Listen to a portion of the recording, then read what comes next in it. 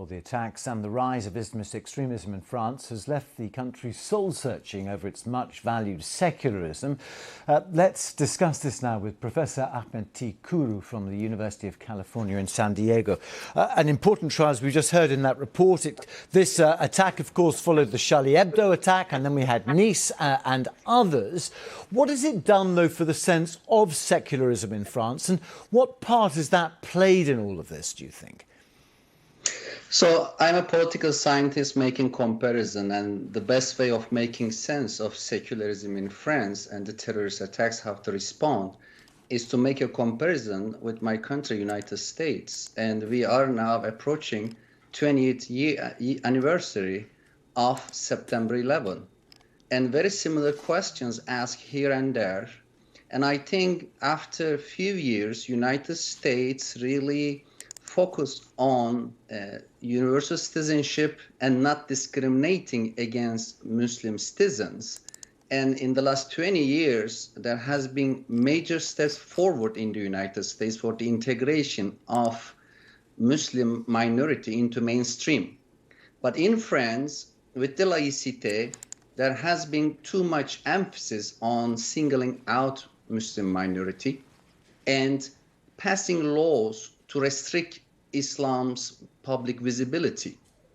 And the secularist coalition include in France both the left wing and right wing. And recently, President Macron declared that they need an enlightened Islam. So I think from an American point of view, it's really problematic that a president claims to design a religion. Even from a French point of view, I think it's against the very pillar of laïcité, the religion-state separation.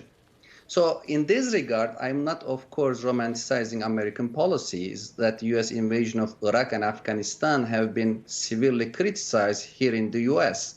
But when it comes to domestic politics and integration of minorities, I think United States and its notion of secularism is more inclusive. Whereas in France, we see more exclusion and we see more singling out of Muslims. In fact, Muslim minority in France can be the best partners of French government in combating terrorism. Therefore, the French government doesn't need to really marginalize. Instead, they have to encourage Muslims to be more integrated and becoming mainstream in France. Well, I was there for both attacks, and I remember vividly also the fact that a lot of the Islamist militants were recruited through their experience in jail as well. And add to that France and indeed Belgium has one of the largest Muslim populations in Europe. Has there been any change at all in that, in terms of the radicalization of young Muslims, perhaps, who feel there is nothing for them within France? That's an important question. And also, we should not exaggerate the role of religion, because, of course, there is a religious dimension of terrorist attacks in France, in the US, and elsewhere. But religion is only a part of a bigger picture.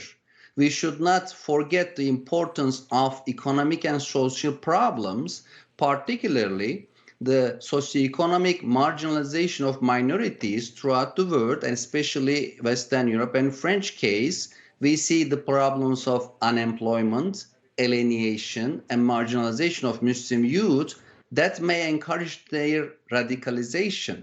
And one last point I want to emphasize about that is the role of race and ethnicity. Here in the United States, at least since Black Lives Matter movement, we are now focusing on the recognition and celebration of multiple identities, whereas the French laïcité and nationalism really try to create a homogenized identity without hyphenated identities.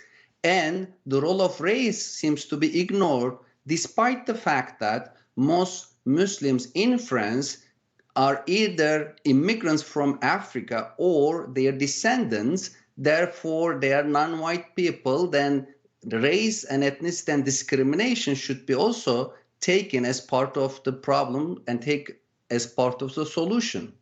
Okay, all right. So Ahmet T. Kuru, thank you very much indeed.